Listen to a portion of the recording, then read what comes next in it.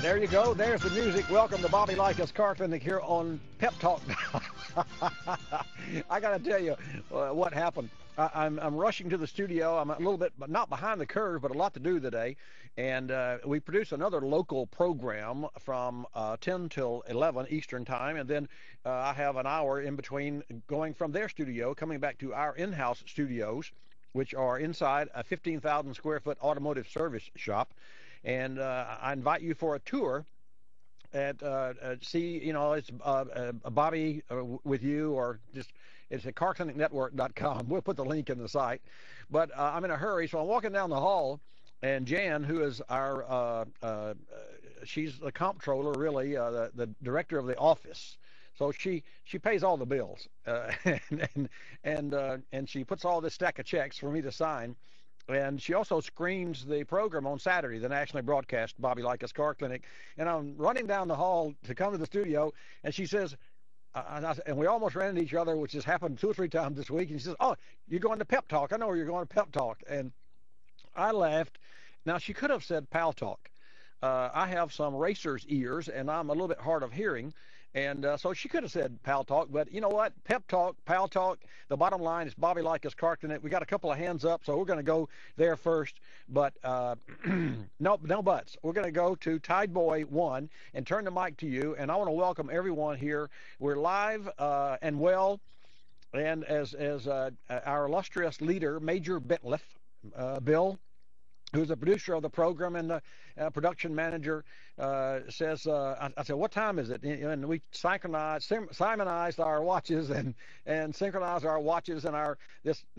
I paid $235 for this bomb. I've got a electronic radio clock that I digital that I bought years ago. Paid $235. It's never kept the correct time in its life. And I've even tried to go in and tune it. Now, that's a joke, trying to tune a digital. I didn't have anything but a little screwdriver, a plastic screwdriver. And so I have to set it before every program. We're trying to synchronize it. He said, "Don't worry about it. I got your back." He said, "We got redundant." And then he went on to say, it's the Department of Redundancy. What is it, Bill? Department of Redundancy Department. Department of Redundancy Department. And as in the government, why buy one when you can buy 2 for the price of 4? Having said that, we're going to turn the mic to Tide Boy. Whatever topic, automotive-wise, renewable, sustainable energies, my passion-wise, I just had an opportunity to spend about 25 minutes with one of racing's greats, Ray Evernham, and that's going to be coming up on a future Car Clinic program. I'll share that with you a little bit later as we get it produced. But I did spend about 30 minutes on the phone with Ray Evernham, and he's a really down-to-earth, very wealthy person who just started out wanting to work on automobiles. So here's hats off to Ray Evernham.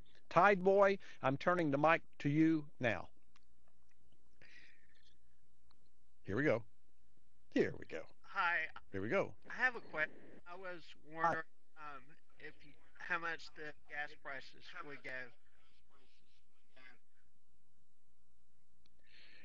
The question is, a Tide Boy, as I heard, was the gas prices. How far? How quickly?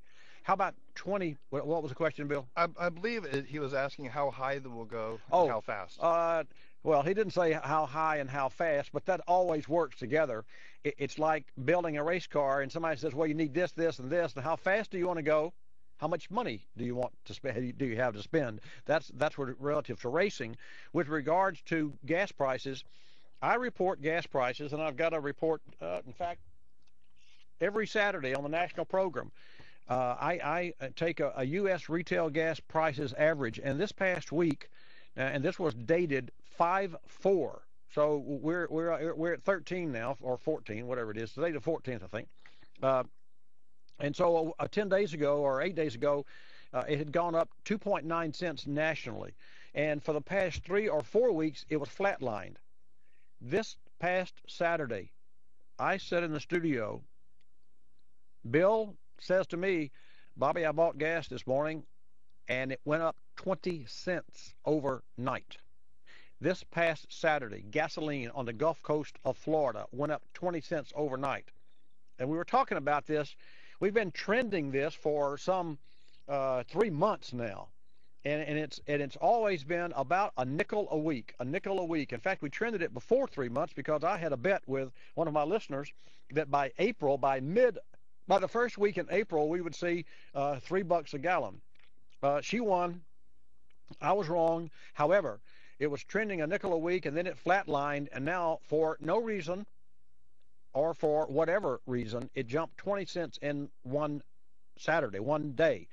So I think we're going to see gasoline for the summer driving months somewhere at the breaking of the $3, because now with the financial wait and see attitude that every American, it appears in the U.S. to have, and I think, and I was listening to Neil Bortz on the way into the studio, and he said what we should do. I'm not saying that I'm not quoting him, nor am I agreeing with him. What he stated was what we should all do is for 6 months only buy what's essentially we have to have, to put a roof over our head and eat, nothing. And he said the jewelry stores would go out of business and car dealers would go out of business, and then we'd turn to the government and let them fix everything. And I'm sure that he was just in a satirical way making those statements. I think that's the wrong statement, even to kid around. I think that's the wrong statement to make. I think we should live our lives as though today is the last day that we have to live. And I don't mean throw money away, but whatever you wait and don't do today, you may not have time to do tomorrow. And it's really hard. It's difficult to keep that momentum and that self-momentum going. And I'm going to go to Puppies 1 next. It's difficult. It's hard. It's darn hard when you've got so much negative media saying the world is it's the end of the world as we know it. You want to know my end of the world? I'm jumping out of a perfectly good airplane, my first time. My videographer is falling on his chute. I'm free falling with my Sky Master, my dive master. The first time I'd ever done that, and I'm floating through the wind and my cheeks, and it's a marvelous experience.